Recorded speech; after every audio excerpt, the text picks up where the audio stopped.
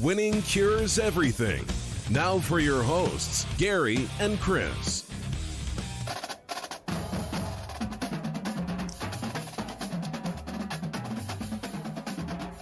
Welcome in, Winning Cures Everything. It's Wednesday, April 21st. I'm Gary.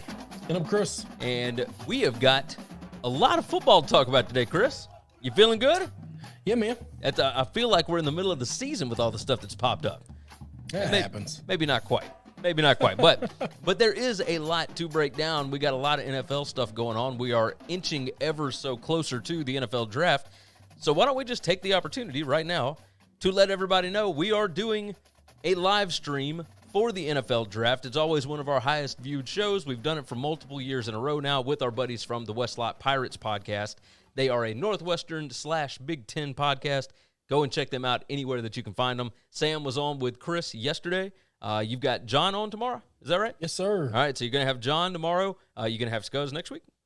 Yes, Scuzz is going to be at my Tuesday show. Very nice. And then we will have we'll do the draft Thursday. All five of us will be here next Thursday night, 7 p.m. Central Time, right here on this channel, YouTube. I don't think I'm going to stream it anywhere else. I think I'm just going to do it on YouTube. Okay, all right. I've been telling people I assumed you would, but I don't know what the hell. I also leave it with the caveat is I don't know how any of this shit works, and it won't be my decision. Well, we will put up the podcast immediately following, so that will not you'll be able to listen to that on Friday morning, or you can come back and watch the YouTube feed live or watch it on replay, whatever you want to do. But it'll be on YouTube. It'll be on the podcast. Make sure that you check out the YouTube feed and that you are subscribed to it. We would certainly appreciate that. Let's dive into all the other stuff. Of course, winningcureseverything.com is the website. Anything that you need to know about us, every show, every appearance that we make, etc., is posted over there. So go and check it out, winningcureseverything.com. You can also find us at sbrpicks.com/NCAAF. What am I hearing? I have no idea. Oh, that's a Barstool site. Never mind. Sorry. I was about to say, it shouldn't be from my end. It started playing music randomly. Did you hear it? No, just a little bit? No. Okay. Either way, sbrpicks.com/NCAAF. That's our college football gambling site, Sportsbook Review. We are proud to be affiliated with such a wonderful informational website. So go and check them out. You can also find our show, our college football show, every week over on their YouTube page, SBR Picks. Just search it out on YouTube. Very easy to find. Every Wednesday, we have a college football show go up, and then once we get into the season, we do 3 or 4. I don't even remember how many shows we do per week, but it's a lot. So go and check that out. Make sure you are subscribed there as well. Let's go ahead and jump into the topic of the day. Well, first off, McKinnon said happy hump day. Nice to see McKinnon in here. He's on Facebook. Yes, sir. KC jumps in. Don't be hating on Kentucky, fam. I ain't hating on Kentucky. We're going to talk about it. He's on YouTube. And then Michael Fritz. What's up, fellas? Happy hump day. He is on Twitch. So any platform that you are on, if you would like to be a part of the conversation today, you can jump in, and it will populate right there in the bottom left-hand corner of your screen. No matter what platform you're on, you can all chat right here on the show. It will pop up right there. It's going to be there forever. Every show that we have is still up, so go and check it out. And yeah, you can be a part of the show. You can help drive the conversation, and we would certainly appreciate that. Now, topic number 1 on the day. Let's see. There we go. Write down my times here. Justin Fields. Let me read the brief article. Now, this was shared out by Ian Rappaport and Tom Pelissero and multiple other people. This one is over at Pro Football News or Pro Football Talk. Quarterback Justin Fields has shared some medical information with teams ahead of next week's draft. NFL media reports that Fields has informed teams that he is managing epilepsy. The neurological condition can cause seizures and is usually treated with medication, although different cases can call for different medical approaches. Per the report, Fields has not been affected by the condition on the football field and that his symptoms have been less frequent in recent years. Other members of Fields' family have outgrown the condition in their 20s. Doctors believe that could be the case for Fields as well. Those are promising signs for Fields' future health, but teams are still likely to have a few questions to throw his way before deciding about using a high draft pick on the quarterback. Is this the answer to why he was dropping down mock drafts? Well, no, because I don't think the people who were doing the mock drafts, which are media people doing mock drafts, knew about this until now. Because if they did, they would have reported it. Right, but the mock drafts are done by people that talk to other teams, right? So if they're talking to but teams, if they talk to other teams, those other teams, if they have sources, the other teams were not telling them this stuff. The other teams were telling them he was last in to work. He was first one to leave. They were telling him about the work ethic. They were telling him that he doesn't know how to read. The only person that said that was Orlovsky, and I don't know that I buy that. But I'm just saying, but these were the things that came out. So if this was news that these people had access to, they would have reported it. Agreed. So no, they weren't dropping him because of this. I think, just from my standpoint, I think that he was dropping because teams were saying, there's some question marks there. Not sure if we're going to use, one of our top 5 picks on this guy. I think they might not have spread that information because that is, kind of a HIPAA violation, right? If you spread medical information, because Justin Fields is the one that came out and shared that he has told medical teams about this. Like, I wonder if they felt like they couldn't share that. You can't say that because all of these teams, like, how is this medical information different than an injury? You can't say, well, they legally are not allowed to share medical information. Bullshit. They share medical information all the time. Well, I mean, if that's the case, don't you think that they would have said something about this at Ohio State or at Georgia? Like, I think this is Justin's decision. I don't think the team has to. I don't think they, I don't think media people knew that this happened. Absolutely. I agree. I don't believe that they knew that this is what it was. I think that they were getting the information from the teams, not the information of the epilepsy, but the information that he's kind of fallen down our board a little bit, but they weren't really given a reason why. So you think they were manufacturing the reason why? I think some of them were. I think if the only person that said something about his work ethic was Dan Orlovsky, I agree. Then I don't think there was anything to that. I think it all of us were questioning what the hell is going on because everybody saw it was Trevor Lawrence 1 and then Justin Fields 1A, right? Forever from recruiting on. And at Ohio State, his numbers have been fantastic. Now, I saw him, Casey jumped in, by the way, on the chat and said he just doesn't read defense as well. He needs to understand the defense better, go through his progressions. He's my third quarterback behind Trevor and Lance. I don't know that I agree on that part, but I saw issues with how he reads the field at Ohio State. And I remember you guys laughed me off about it last year, heading into the 2020 season. But that's just the way that I viewed it. But I have read this stuff wrong before. So it's not that big of a deal for me to just be completely off on it. But it didn't make sense to me why he was dropping when he's got all the athletic ability. When I saw what he's been able to do, especially after the Clemson game, like I thought that he was going to skyrocket. Like I thought his hype was going to be off the charts. And instead it was Zach Wilson's. And then you just keep hearing, Fields might be available at 15, or he might, and it just went all over the place. I do wonder if this had something to do with that. It's what it is. I think people are going to hear epilepsy and they're going to freak out, and they don't realize that it's 2021. Epilepsy in a young man that's super healthy is not a big deal. Well, I mean, Alan Faneca. It's managed unbelievably well by medication, and environment, diet, things of that nature. They know how it works. This is not the 90s. It's not the 80s. But think about this. Where we couldn't control it. Alan Faneca. The fact that he has this thing is no different than how many quarterbacks have played before, and they have a vision impairment. They play with astigmatism, but we don't give a shit. The guy can throw the football. That they might have asthma or something like that. It doesn't matter. We know how to manage that. Nobody dies of asthma anymore. So I don't think this is anything at all to drop somebody down. 1998, Alan Faneca was taken number 25, 26, somewhere around there in the first round by the Steelers. He's an LSU guy like you, and he had the same thing. Yep. So I mean, and that was kind of widely known, but he was still a first rounder. Like it, you know, and Fields at no point in time in his life did it ever affect his ability to play. Andrew Shirey jumps in. He said he's on a vegan diet, which helps with that too. Yes, you can manage epilepsy with diet more than you can with medication. It's just a matter of, do you want to sacrifice living that lifestyle and doing that?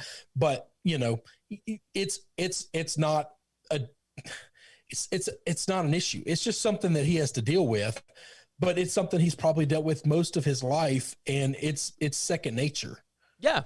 It would be like if you were born without a ring finger. Like, by then you figure out how to use everything else. Yeah, by time you're 23 years old, you don't acknowledge the fact that you only have 4 main fingers on your hand. It's the most useless of all the fingers. It doesn't matter, and you can survive without it. And you have learned to survive without it, so it doesn't matter. Yeah, no, I agree. McKinnon jumped in. PFF ranked him first over the last 3 years of quarterbacks. They go through progressions, if I remember correctly. Yeah.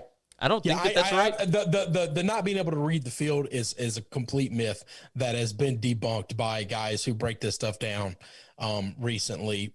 And normally they wouldn't come out and do that because it's something he's really good at. But for some reason, scouts have reported he's bad at this thing.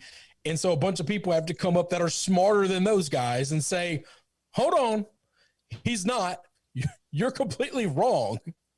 Okay, and that's I looked at it because he only threw 1 interception for the entire season back in 2019, and everybody thought that was fantastic. But when you look at how many passes were dropped that could have been interceptions, it's a whole different metric, right? We've talked about that on this show before, and obviously I've watched him go against Northwestern's defense, watched him against Indiana this year.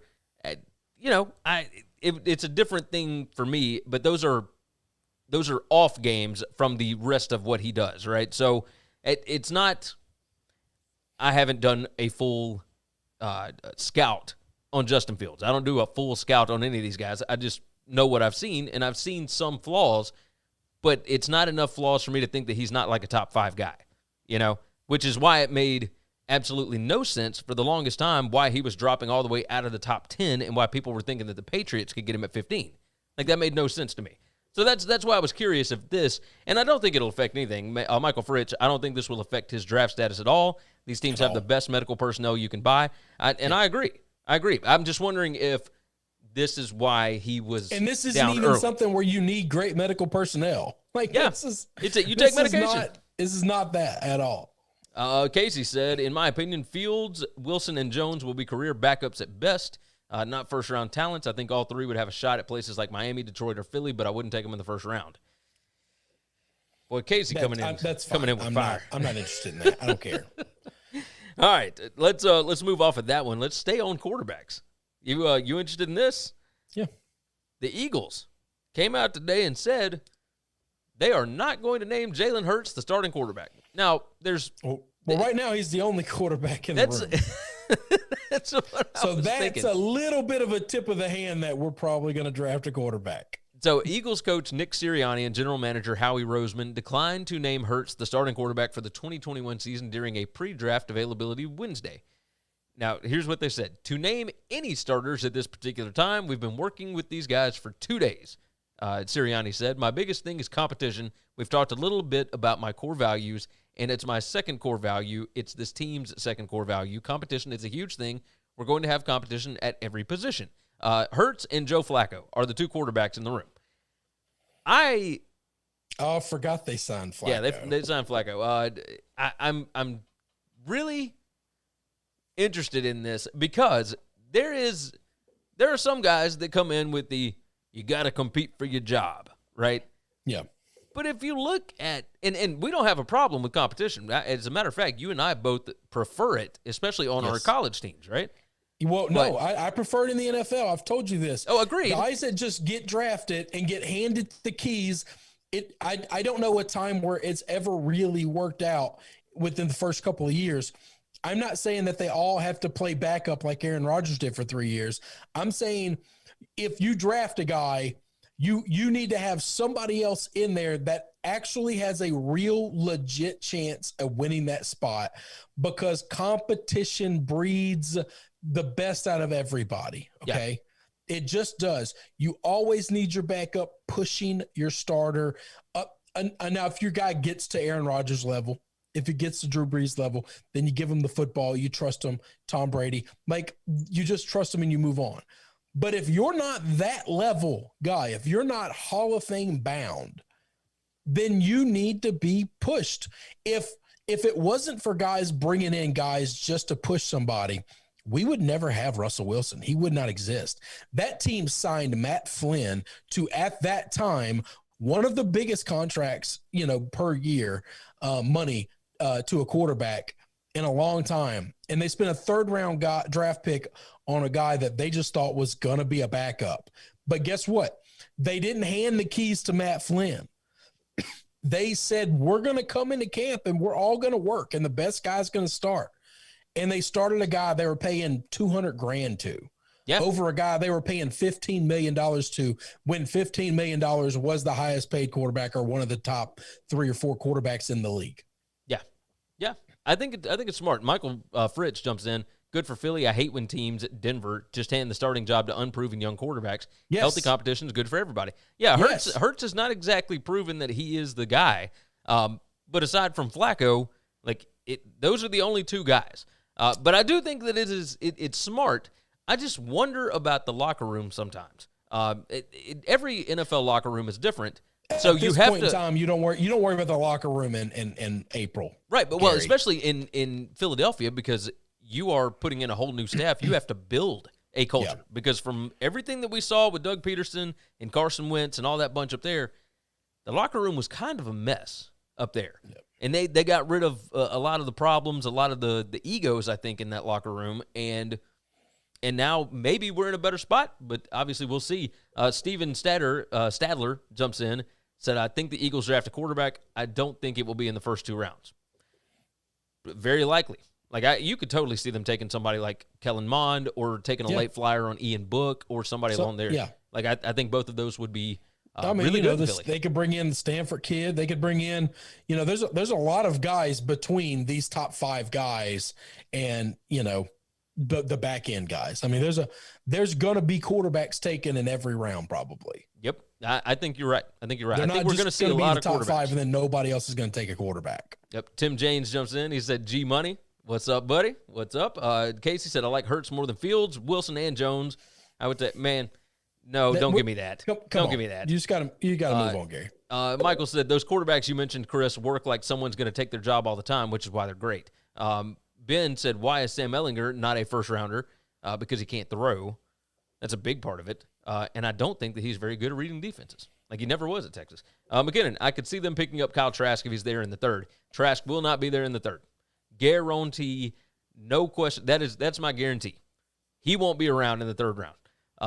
Michael said, I think this sends a message to the locker room that nobody's job is safe. Everyone has to go out and work. I think so, too. I think this is what Joe Judge did with the Giants, and it worked out pretty well, right? And it worked out really well, by the way. Yeah. I'm not opposed to this. I'm just curious. I'm just curious because it's a little bit different. We don't normally hear about it, and now we're finally getting to hear it, and I'm a fan. Bring it on, Nick. I'm good. I'm good with it. All right. Moving on, we will stay in the NFL. And Antonio Brown finally settled his civil dispute. Settled the lawsuit. He resolved it with former trainer Brittany Taylor, who in a 2019 lawsuit accused the wide receiver of sexually assaulting her. A settlement was reached, but per the agreement, no terms can be disclosed, a source told ESPN's Jenna Lane. Antonio and Brittany have been friends for over a decade. Several years ago, they almost became business partners. Recently, they were involved in aggressive litigation. Having reflected on their relationship, both feel that the time has come to move on. Antonio is grateful for Brittany's excellent training assistance. They are pleased that Antonio is doing so well with the Bucs and has a ring. Their dispute is resolved, and they wish each other great continued success, Taylor's attorney David Haas said in a statement. Maybe a little overboard on the statement? You think Brittany's, happy that he's got a Super Bowl ring now? There's a world where she is. I mean, she did stay his trainer for a long time after he did this thing, which is really weird to me. Yeah, the whole thing was strange. Hang on. This is not like I inappropriately touched your thigh or weren't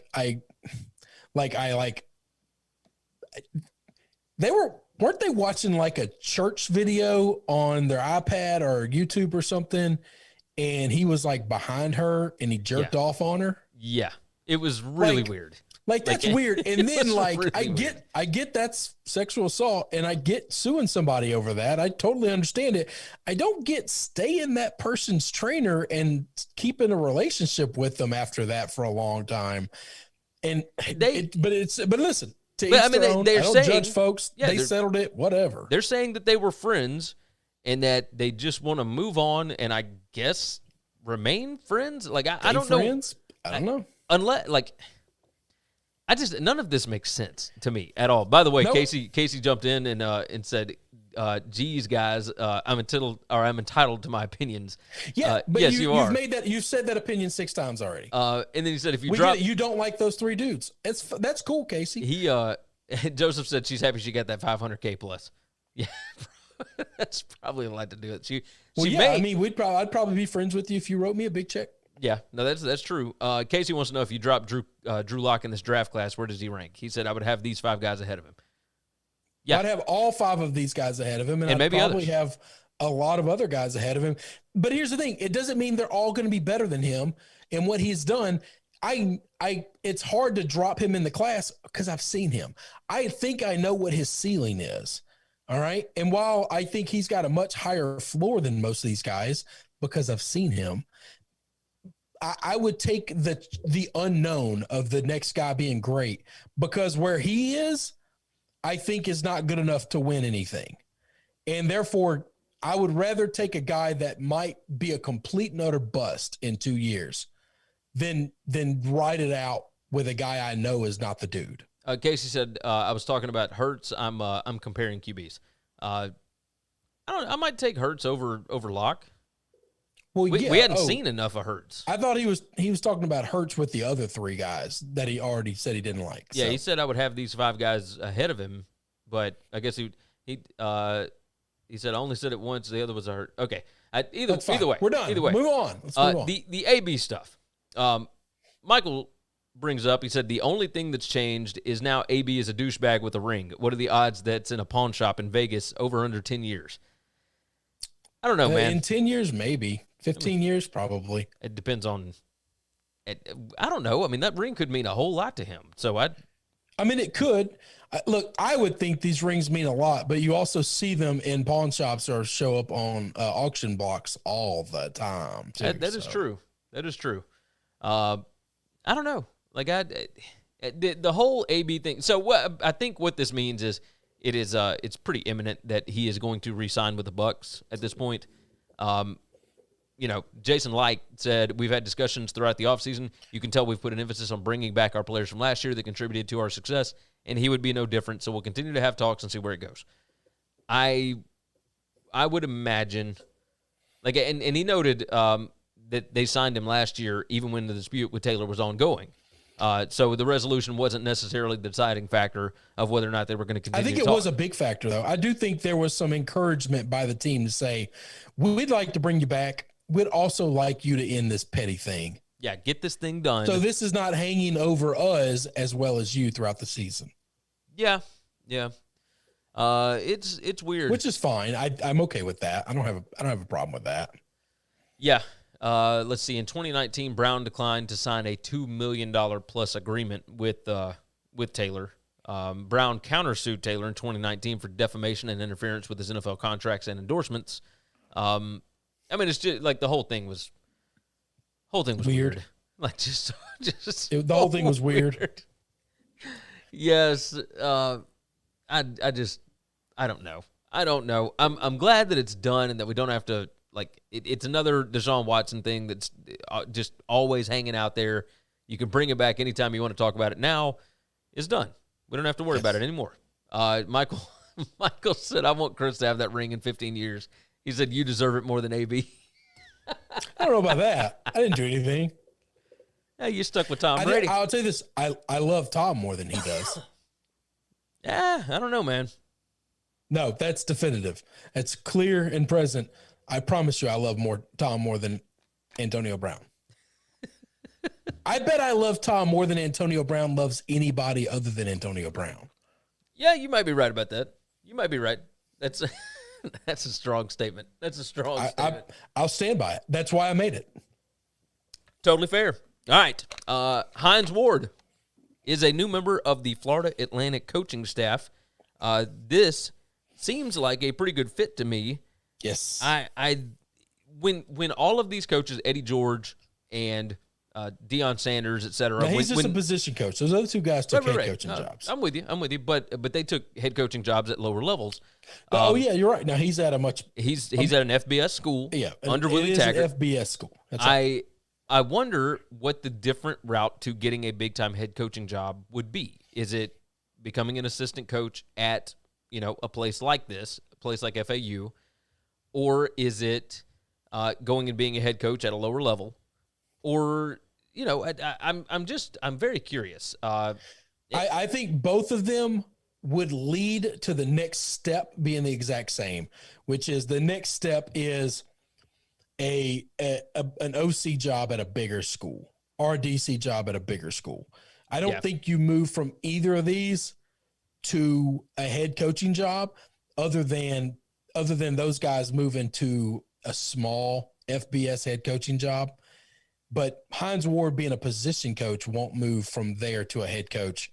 I think he would move from there to a coordinator. Well, and he's technically not even a full-time position coach, right? Yeah. They don't have any full-time assistant jobs available, but they noted Ward is expected to work alongside new FAU wide receivers coach Joey Thomas, a former NFL and CFL player.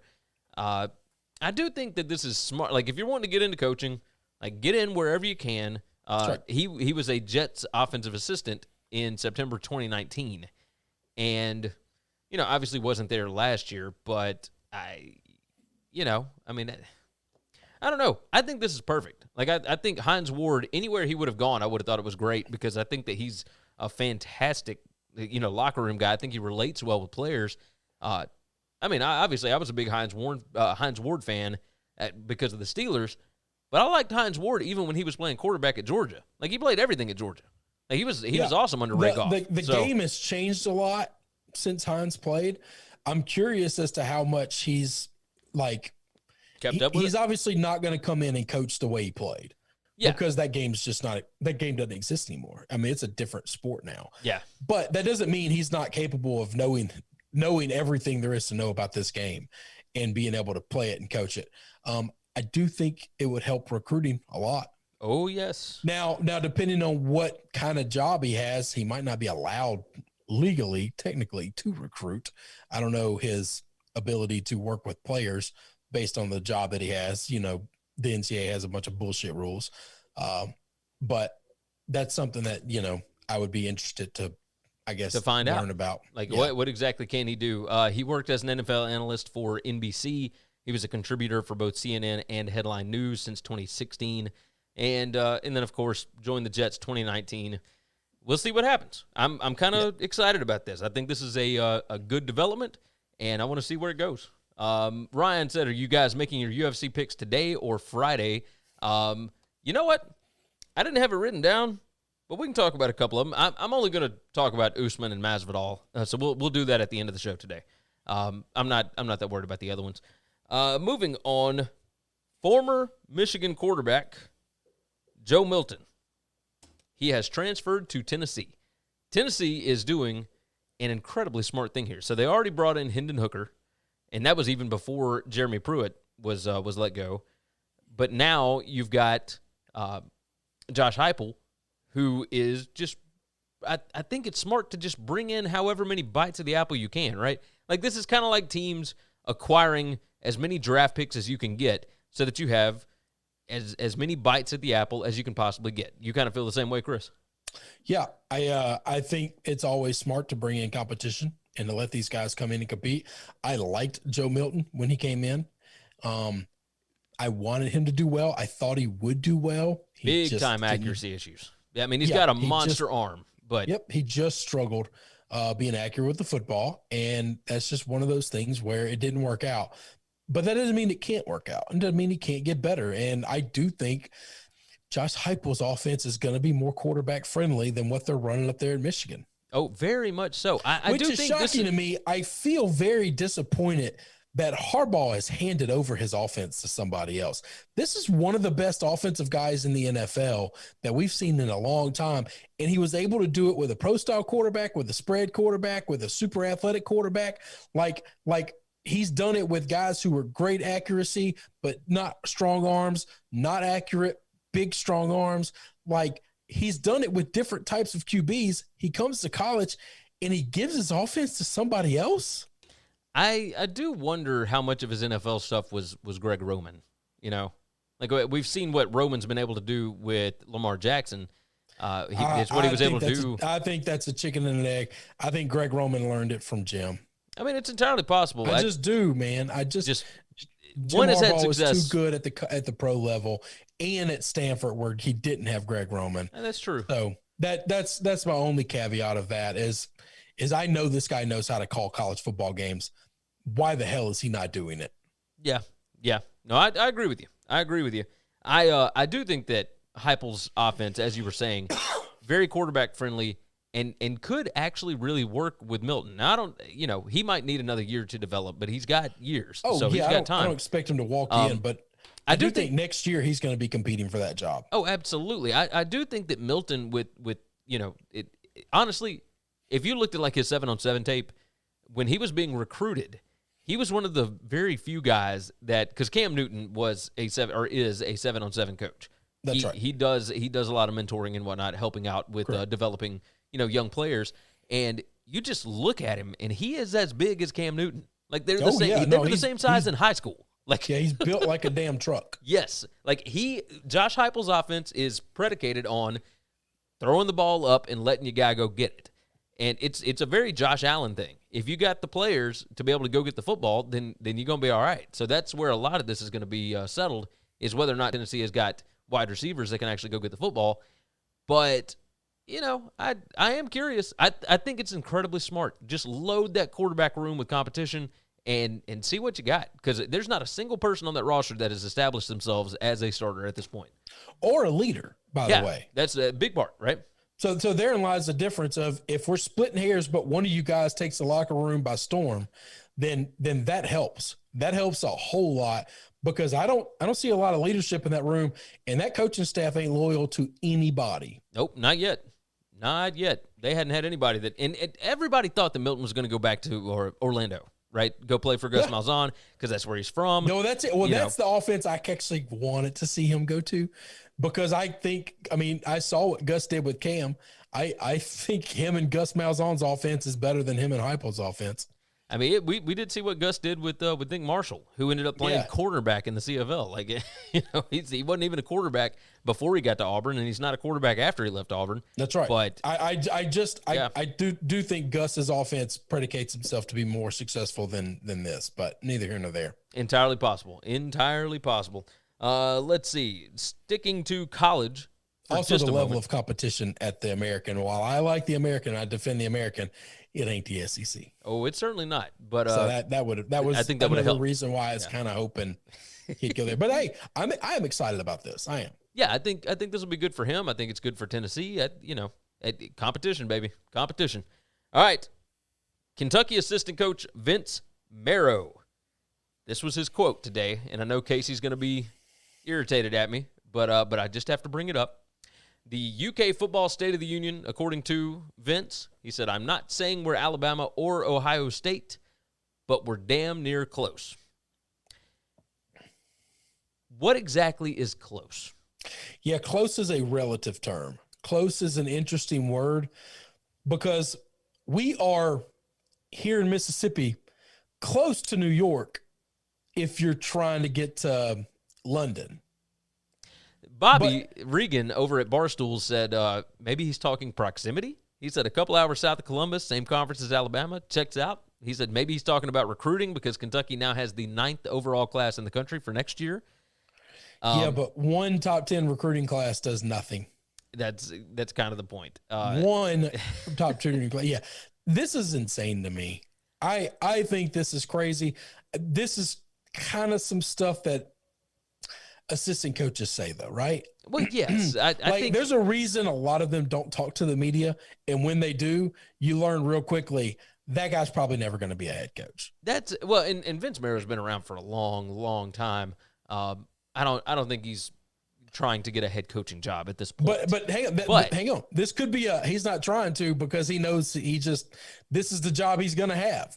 So I'm just going to say whatever the hell I want. Well, here's what he said along with that. He said, in the past, you had to sell a vision. Now you're selling these guys that were right there on the cusp. We're close. All we need is a few big-time guys like we got this weekend to push and go to Atlanta. It's like he said it's to get to Atlanta. They see it, want it, and we will be there. I I love it. I love the vision, but all right, so 2 out of 3 years, our boys from Northwestern made it to Indianapolis. Yes. Okay. They made it to their conference championship game. They got their ass whipped. They're still not close to Alabama or Ohio State. What are we talking about? And they've actually made it to their conference championship. So if you're saying if I make it to the conference championship, that means I'm close to them? No. There are teams in the Pac-12 that make it to their conference championship every year that ain't close. Yeah. That win their damn conference championship. They ain't close. It's really funny. So Michael Fritch, by the way, he said Chris loves Tom more than Giselle. That's very possible. Close. I would do things that she probably wouldn't. Just saying. He said, you can say whatever you want if you don't define what you're saying. He said he's writing checks that Kentucky can't cash. I found this very funny. This is why he's an assistant coach, though, right? Like this is yeah. That's exactly what I was saying. Is this is shit assistant coaches say they have no danger of ever really being put in front of a mic on like any major media outlet. Like nobody's really wanting to talk to them. This was all basically on a Kentucky radio show. Like this is all this was. That's right. And it's just hyping up the fan base and getting everybody to buy in and all that. I understand that. Yes. I just think there's other ways to go about it. I think there's a way to hype your team up. I don't like the idea of comparing myself to anybody. All right. Because then you're putting either an unrealistic expectation on yourself or you're not setting the bar high enough. Like people are always going to parse what you say when you compare yourself to somebody else. Just if you say, our goal is to make it to the SEC title game and give us a shot to win it. Like that's a great goal for them. I don't think there's anything wrong with that. If you're Mississippi State or Ole Miss, I think that's a fantastic goal as well. Like I don't think you don't have to say we're close to beating Alabama. Like you don't have to say that. That extra part is not necessary, but that's the difference of crazy shit people say and actually having a real conversation and still boosting up your fan base and getting your fan base excited. Yeah, I'm really, do you remember what the score to the Alabama-Kentucky game was last year? No, I'm sure it was a lot to a little. 63-3. Yeah. So when you say something like this in the offseason following, there's different things that you could have said that would have sounded much better. Did Bama beat anybody else in the country by 60? No. Okay. No. So that's the worst beating that Bama put on anybody, right? Yeah. But we're close because we had one top 10 recruiting class. And remember, I have exhausted this point where the difference between top 10 and the top 2 or 3 is a damn Grand Canyon, right? Yes. Like Michigan has had top 10 recruiting classes every year. Ohio State has top 3 recruiting classes every year. The separation of talent, you could drive 100 Mack trucks through. Yes.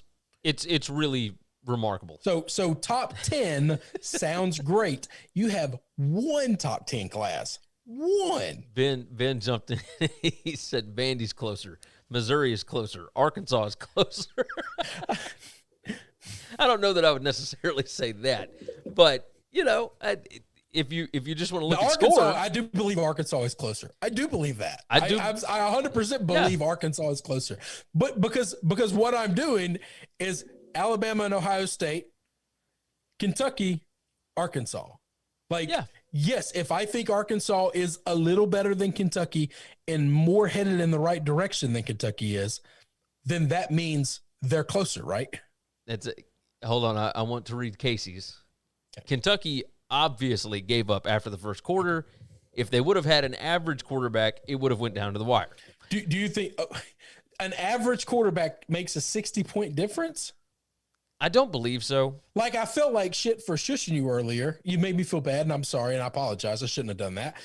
But now you say crazy shit like this, and it's just like, you know what? No, I probably should have. He said multiple failed red zone trips because of quarterback in the first quarter. Now, I will say this. Terry Wilson, of course, has transferred over to New Mexico, and we'll see what the quarterback room looks like this year. They brought in Will Levis from Penn State. I'm curious about that because Levis was pretty good at Penn State. He was one okay. player is not going to make up 60 points. But I don't believe so. Michael Frisch said if Kentucky had Patrick Mahomes, they would have beat Bama. He said we can play what ifs all day. Casey, yes, I have watched the first quarter. We talked about this during the season. I remember us discussing it. But no, the talent separation between those two teams it's a chasm. Not close. Like it's not just, close. Yeah, I agree. If you put Patrick Mahomes on that team, it's a 20-point game. Yeah. But Patrick ain't making everybody else better. He's going to make them a little better. He didn't have a single winning season at your Texas receivers Tech. aren't close to fast enough. They're just not. Yeah. They're just not. They can't get open. We talked about this last year with the Auburn-Kentucky bet that we were doing, right? We previewed that game and the blue chip ratio differential. Yep. Auburn had 46 4- and 5-star players on their roster. Kentucky had 15. Yes. Like it's just that matters. It's just not close. That matters. That absolutely matters. Michael said, "What if Kentucky had Tom, Chris?" No, Tom's not magic. He's just not. He's the most cerebral player I've ever seen in my life. He's the most assassin-like person I've ever met. He will literally sacrifice his entire life to try to win a Super Bowl. He doesn't care about anything else. I've never met anybody like him. He can't make chicken salad out of chicken shit. He just can't do it. Kentucky is a good team, but in the trenches, it ain't close. Bama destroys them, which means Tom gets destroyed on the offensive side of the ball. On defense, their defensive line can't hold up to Bama's offensive line, which means Bama can run all day long. They can hold the football if they want and just matriculate it down the field 7 yards at a time and eat all the clock they want because they can score whenever they want. There's nobody on that team that can cover Devontae Smith. He's going to be wide open 100% of the time. So worst case scenario, you just close your eyes and you throw in his direction. There's nobody in Kentucky that can stop that. Yeah, look, we saw this with Ole Miss last year. Ole Miss could not stop them. And they put up 48 on Alabama and still lost by 2 touchdowns. Yes. It's the same thing. Like last year was a ridiculous. That's it. Yeah. That's it. Even if you have the best quarterback in the world that scores on every possession, you got to hope that the defense doesn't screw up and give up points on your times too. Special teams doesn't screw up. They were just better. They beat them by 60 points. We cannot have an intelligent conversation if you can't acknowledge the fact that no one player in the world can turn a 60-point swing around. Yeah, it's just like it's we impossible. can't have an intelligent conversation at all going forward if you're not going to acknowledge one player doesn't equal 60 points. It doesn't matter who it is. Now, Casey brings up, he said they would have beaten Georgia and they would have been in it to the end with Bama. I will admit the Georgia thing because Georgia was playing with Stetson Bennett at quarterback. Georgia beat them 14-3. Well, yeah, but that's not 60 points, right? That's not 60 points. There's 100 quarterbacks in college football that can make up a 10-point difference. Yeah, a 14-point difference. There's 100 quarterbacks that can do that. There are 0 players, quarterback, coach, anybody that makes a team move one out, swap one in, that makes up 60 points. I'm going to go back and watch this Alabama-Kentucky game. He said Kentucky shut down Bama in the first quarter. After the quarterback continued to blow red zone trips, they gave up. Actually rewatch it and be intelligent. I will, as a matter of fact. You know what? Maybe you and I need to have a Zoom session, Casey. I won't. And we can talk about this. You get the caveat of saying, well, they quit. So I get to say anything I want because the team would have been different if they didn't quit. Well, you know what? Don't cheer for a team that's a bunch of quitters. That's a very valid point. I can't argue anything. I can only argue what we actually saw happen. But you get this fairy tale, you get this trump card of saying, well, but they quit. So they would have played, everybody would have played differently. I think we can kind of say that in a lot of games. Right? Like Yeah, maybe I don't know. We'll figure this out. Maybe I need to schedule. Nobody in the world makes up 60 points. I think you're 100% right. I think you're 100% right. We got 2 more topics that we're going to hit, and then we're going to get out of here. Why? Hang on. He brings up why keep playing? I don't know. Because of pride. Because it's what you do. Like you're also, if you think these guys are as good as, if you're their top 10 team, that means they've got NFL talent, right? NFL talent doesn't go into college football games and quit. Well, right? Because now you put this. that film out there for the rest of the world to see, and the only time you ever went up against another team with NFL talent, you quit. No. You don't get that excuse if you think your team is a top 10 team, except they got a shit quarterback. Because top 10 teams have NFL talent, and NFL talent players don't quit. That's 100% true. But you also wonder why they didn't quit against Georgia when they only put up 3 points and they missed numerous opportunities. Yeah. The reason that they didn't is because they weren't down so much. Yep. Like Georgia only beat them 14-3. They were only up 7-3 through like the middle of the third quarter. I think they would have quit in other games. But yes, you would have a history of quitting if it was a they quit thing. Yeah. They got beat. Yeah, they got systematically taken apart. So, and they may have quit late, but you quit not when the first quarter. Yeah, you quit when you're down by like 4 or 5 touchdowns. Like that's when you quit. But either way, we'll Casey, you and I can continue this conversation on Twitter if you would like to.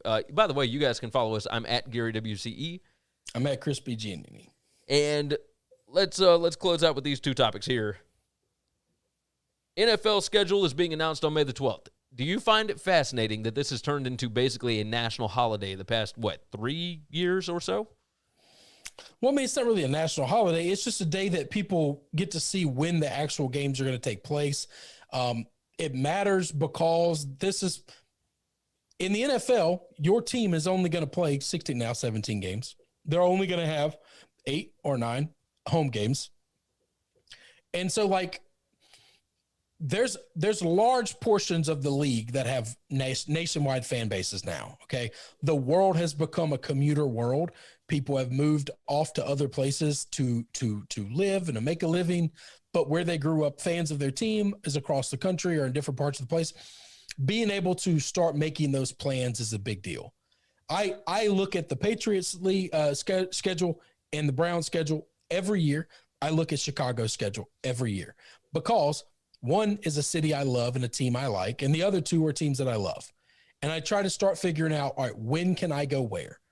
And you know my opinion about going to games. I think on Sundays, it's almost impossible to get me to a game because you have to sacrifice watching all of the rest of the games.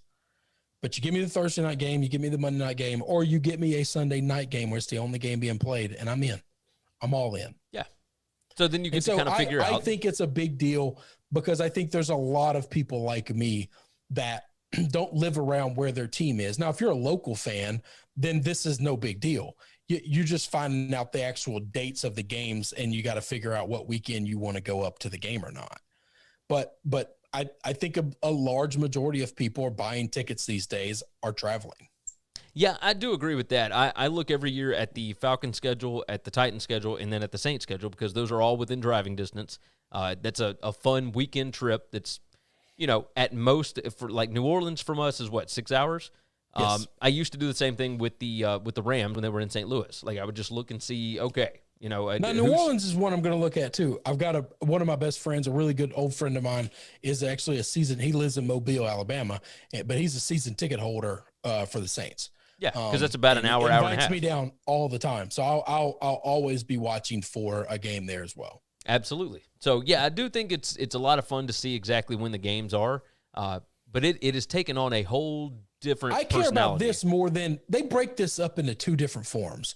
First, I don't know when it comes out. Like the teams they play schedule comes out to where these are your 17 games and these are the home games, these are away games. You just don't know when they are.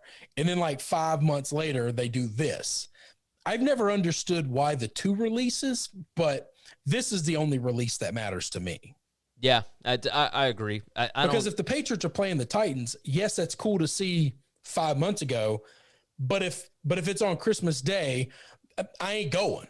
Yeah. You know? That's it. Yeah, very much. It doesn't matter. Just tell me when it's actually going to be played, and then I'll see who they're playing, when they're playing, all at one time. And if you can fit your schedule around it. Yeah. Yeah. You got to be able to fit the schedule. So makes sense. Makes sense. I like it. I'm excited about it.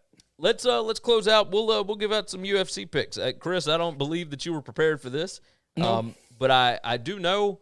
This is the Masvidal fight, right? Yeah, Masvidal and Kamaru Usman. Now, there's a bunch of other good fights going on and whatnot, but this is the. But that's a super fight. This is a super fight, right? This is big time, and Usman just beat him by decision back in November, maybe? Yes. But didn't Masvidal show up with like a 6 week days, or so's notice to fight that fight? 6 days notice. 6 days notice, and he had to go to Dubai for it. Yep. In 6 days, he knew I'm hopping on a plane, I'm flying to the other end of the earth, and I'm going to fight a fight, right? And now Usman is traveling to Masvidal's home state. They're fighting it in Jacksonville on Friday. Did you know Governor DeSantis is going to be part of the UFC press conference on that doesn't surprise Friday? me. I think it's a pretty big deal.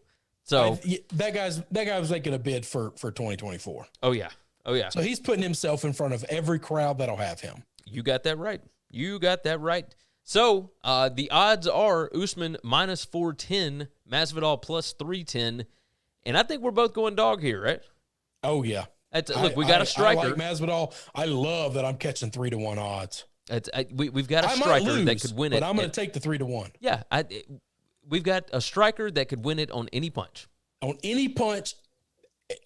I thought it was a good fight the last time they fought. I thought it was a close fight the last time they fought. It was a lot of like dragging him into the side, into the cage, yep. and you're stomping talking on about feet. A guy that had no time to prepare.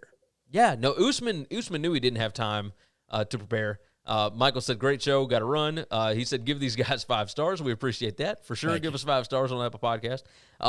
Yeah, the last fight, like he knew that Masvidal did not have time to prep for it, but he took advantage of that by doing the heel stomps on the feet. That's right. You remember that? You know that pissed me off. Oh, I watched it and I bitched the whole time. And then he just laid on him. There are certain moves in fighting that bother me. It makes it really. Ryan McCracken said 6 days or 6 weeks. Usman is going to win 50-45. I don't know that I buy that. I do think that Usman is the better fighter. No, hang on. However, if Usman wins, it won't shock me. I don't think he should be a 3-1 dog, though. No, I don't believe. No, like, this is a math bet. It's not a I like this fighter over that fighter bet. No, I do still like the odds. Obviously, are that Usman is going to win. He is the better That's fighter. That's why he's 3-1 favorite. But he's a 4-1 favorite. Well, he's minus 4-1. Yeah. So minus 410, you have to bet $41 to win back $10. Yeah. Like that's just not the value is not there on that side right now.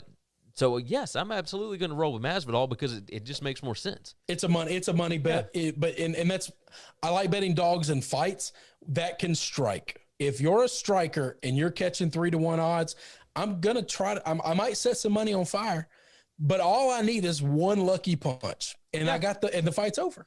And it doesn't even have to be a lucky punch. It can be like Masvidal's a good fighter. That's all I need. Yeah, that's all I need. And there's a lot of hatred. Masvidal's still a great fighter. Oh yeah, there's a lot of hatred between these two. This is a big fight. Oh, it's mad. I mean, I don't want it to end quickly. I don't want to. I don't want a decision either because I think a decision is bad for us.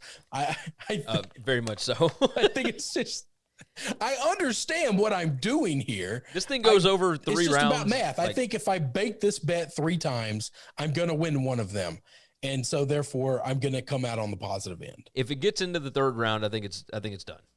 Like I think if it goes past the 2nd round. I think if we're in the 3rd round, Masvidal's going to lose. Yes, I agree. But it is unless he knocks him out in the 3rd round. I mean, I've seen desperation knockouts before.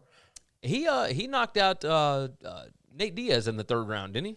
Yeah, that's when it happens a lot is because if he's getting in the 3rd round, he's down on points and he knows he has to knock him out to win. See, every knockout fighter, every striking fighter, they come into round 1 wanting to knock him out. And then they get down on points, but they don't realize it. And they always fight the 2nd round like they're up on points, which is always weird to me. Yeah. And then they get into the 3rd round and their corner man says, look, you got to knock him out or you're going to lose the fight. And so then they come out desperate and they either get themselves knocked out or they knock him out. Yeah. We saw Derek Lewis do it against Volkanovski. Yes. Volkanovski or one of the big tall dudes. The long lanky guy. We saw that at the very end of the fight. He knocked him out with like 2 seconds left. That's right. Like he was losing the fight because he knew if I don't knock this bastard out, I'm going to lose. Yep, you got that right. So I would imagine that's entirely possible. So there's a bunch of news stories about him and Nate Diaz. Like Jorge Masvidal explains why he doesn't respect Nate Diaz anymore. Masvidal promises he will break Nate Diaz's face, ribs, and spirit again. Wow. Guaranteed we'll run it back. So he needs to win this fight, though, to make that fight matter. No. It would still be a massive fight. You think if he loses this, it's okay? That fight's still I think it's still a gargantuan fight. Okay, because they hate each other? Or because you think it really is a good fight? So let's say they didn't hate each other. Is it still that big of a fight? Maybe not. It's still a big fight. It's the because names. You still have Masvidal and Diaz, and those are two mega fighters. But it ain't as big as the fact that they hate each other. They liked each other at first, but apparently something has happened. No, something happened with some money or a girl, because that's all I know how these things work. Typically, unless Nate Diaz said something stupid, which he's been known to do. You don't start hating somebody you used to like because somebody said words. I don't know. That tends to happen a lot in UFC. This is over a money or a girl. Yeah, maybe so. I don't know. Either way, we will figure it all out on Saturday night. So I'm excited for this one. Are we watching this together? I can't. I don't think I have anything going on. We may need to figure this out. I'm going to say I have no plans, understanding the fact that I might piss some people off in my house, but they've been mad before. It works for me. So we'll figure it out. Hey, our buddy Ryan has a theater room now. Yeah. I mean, I got a big ass TV. You do have a really big TV now. Yeah. You ain't got a theater room, though. We ain't watched the fight over there yet. But projectors aren't nearly as nice. Look, he's got like 100-inch projector, but it's projected on a screen. Yeah. Look, I'll take an 87-inch, LED TV over a 100-inch projector. Yeah, you may have a point there. Just the quality is different. No, you are certainly right about that. So, okay, but we can figure it out one way or another. Listen, a few inches ain't never hurt me before, all right? You just got to know how to use those inches. I understand. All right, I think that's a good way to close out today's show. Has there been anything else that has broken? No, I don't think so. I'm pulling up ESPN just to see. And, I pulled up Yahoo real quick, but I didn't see anything. NFL owners, replay change. We'll talk about that later. Yeah. Nope. Other than that, no, we're all good. I still love you, Casey. Sorry I was an asshole. It's all good. He's actually tweeting me as we speak. So okay. I'm seeing the notifications pop up. So, all right. Well, let's get out of here. You guys have been fantastic. Thank you to everyone that joined in the chat today. We certainly appreciate that. And thank you to everybody that is listening on the podcast or on YouTube or whatever. Make sure you are subscribed everywhere you need to be subscribed. Reminder, next Thursday, April 29th, NFL Draft live stream. First round starts at 7 p.m. Central Time. Us and the West Lot Pirates boys. It's going to be a good time. Set your calendars, set your timers, all that good stuff. It's going to be fun. So make sure that you join in on that. You will be able to jump into the chat there as well. Go to winningcureseverything.com. Go to sbrpicks.com/NCAAF. And make sure that you subscribe to Sportsbook Review's YouTube page. Our college football show is coming up shortly. So go ahead and check that thing out. You guys have been fantastic. Take care of yourself. Take care of each other. And we will see you again tomorrow. Thanks for checking out Winning Cures Everything. If you want to keep up with us, hit subscribe on YouTube or your favorite podcast app. Visit the website at winningcureseverything.com, or you can like us on Facebook or follow us at Winning Cures, at Gary WCE, or at Chris B. Giannini on Twitter. Share out the show, leave a nice review, and make sure to comment and tweet.